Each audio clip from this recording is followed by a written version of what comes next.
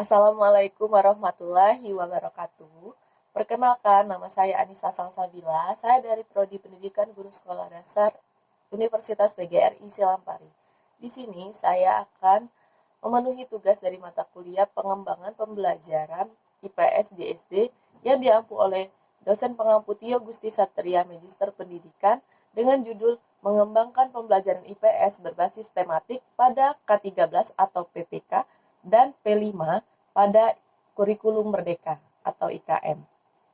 Baiklah, yang pertama yaitu pengertian pembelajaran IPS di SD berbasis tematik. Jadi, pendekatan pembelajaran tematik dalam IPS sering disebut dengan pendekatan interdisipliner.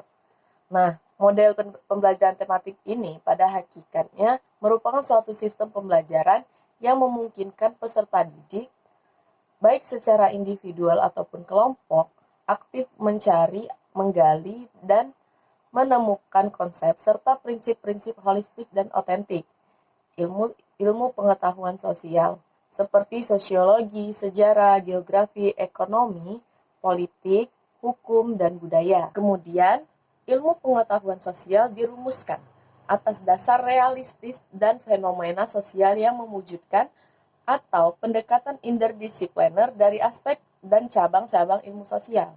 Nah, IPS atau studi sosial ini merupakan bagian dari kurikulum sekolah yang diturunkan dari isi materi cabang-cabang ilmu sosial, sosiologi, sejarah, geografi, ekonomi, politik, hukum, dan budaya.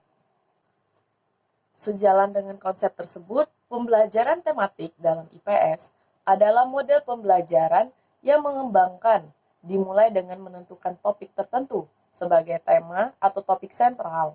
Setelah tema ditetapkan, maka selanjutnya tema itu dijadikan dasar untuk menentukan dasar-dasar subtema dari bidang studi lain yang terkait. Nah, untuk yang kedua, yaitu penerapan pendekatan tematik dalam pembelajaran IPS di SD.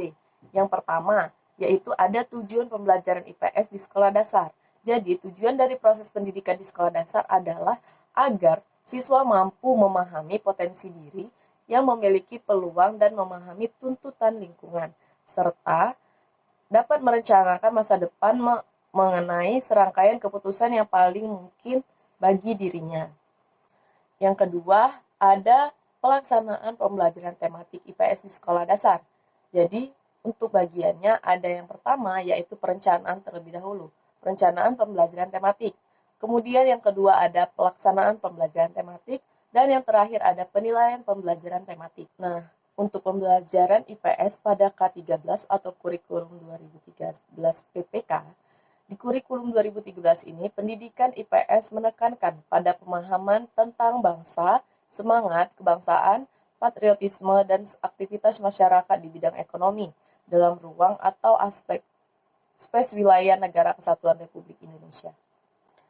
Sedangkan pada pembelajaran IPS di Kurikulum Merdeka, tujuannya agar peserta didik memiliki kemampuan untuk memahami konsep-konsep yang berkaitan dengan kehidupan masyarakat, serta memiliki keterampilan penting di tengah perkembangan dunia untuk bisa berkontribusi menciptakan kondisi kehidupan yang lebih baik. Baiklah, itulah tadi pemaparan materi dari saya mengenai cara mengembangkan pembelajaran IPS berbasis tematik pada K13 atau PPK dan P5 pada IKM atau Kurikulum Merdeka. Sekian dari saya ucapkan terima kasih. Wassalamualaikum warahmatullahi wabarakatuh.